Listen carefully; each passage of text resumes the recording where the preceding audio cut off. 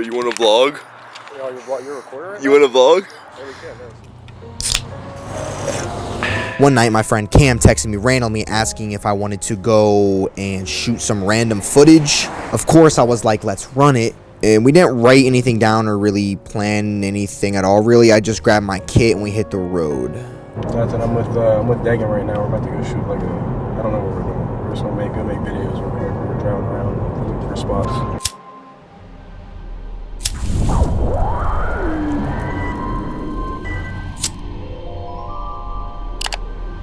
Alright, this is the shot we set up. It's like this split in the middle type thing. We're at this. This might sound pretty generic, but everything that I sort of captured, all the shots that I got, pretty much just came from a place of what I thought looked cool. And yeah, this shot is going bonkers on him right now. What am I even watching, bro? Dude, it's just like, I feel like a genius or something. Like, let's take the shot of the little strip mall here, because like the sky was dark and the parking lot was dark. I saw this entire area floating in a void of sorts, and the moon coming out was just like a crazy bonus that we did not plan for at all. With the moon pulled up. Here's what that ended up looking like.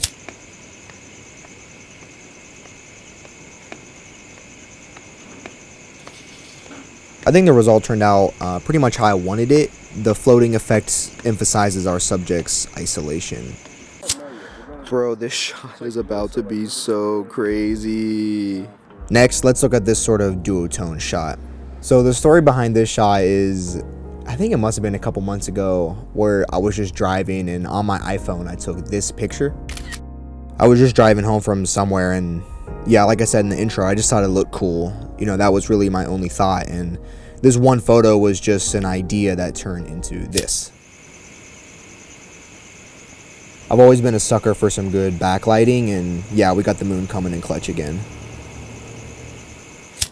So my idea for this shot is in the edit. I'm gonna cut this whole. The last shots that I wanted to sort of dive into here are all a part of this weird blue sort of cigarette sequence. For this section of the video, I just saw this blue, like this blinding blue light that was just in this sort of corner of the strip mall. I don't know if it's because the bench was blue or what exactly, but I think it turned out crazy, specifically this shot. It gives like this cut off, isolated vibe. And also, neither Cam or I smoke. We've never lit a cigarette before, and don't roast us. We do not litter. We pick up our mess of filmmaking. That's right. Yo, put your trash in here, bro. So Cam and I, we've shot footage before, but it was mostly just random stuff. Mostly just for color grading tests and little things here and there. So this night was Cam and I's first time actually staging something up together. Another thing I want to point out is neither Cam or I have any like formal on-camera training or background besides a news show we did in high school. Hey.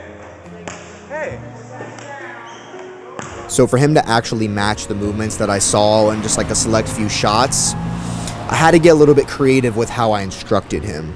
That's like, there's some sadness in that. Okay. Like Cam, I think you want to escape your sadness.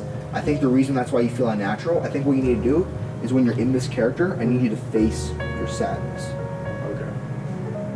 And yeah, also, like, I'm not a director. I have no, like, formal directorial, like, understanding or credits or anything like that. So for me to actually instruct him and direct him, I kind of went a more emotional route, trying to explain, like, how I wanted to feel or just, like, the isolation of it all rather than actually telling him what we're seeing on camera, if that even makes sense. Also, during the scene, I lost my camera lens and we had to go back and find it. Oh, dude, I'm such an idiot. I'm such an idiot, bro.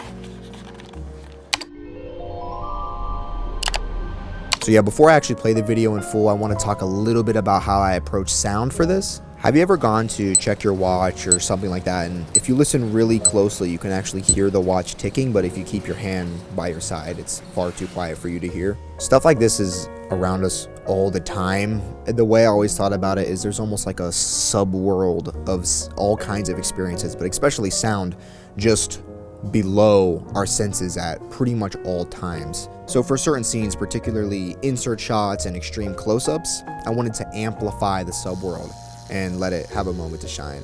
So yeah, I know this wasn't exactly a formal tutorial. Maybe if people are interested, I would be willing to make a video going over my gear choices or like specific decisions I made in the edit.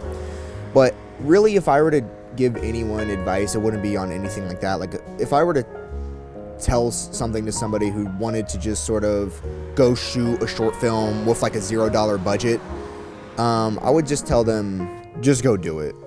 Like, bro, go do it. But yeah, pretty much this was no script, no budget, just had a friend, camera, this is what we shot.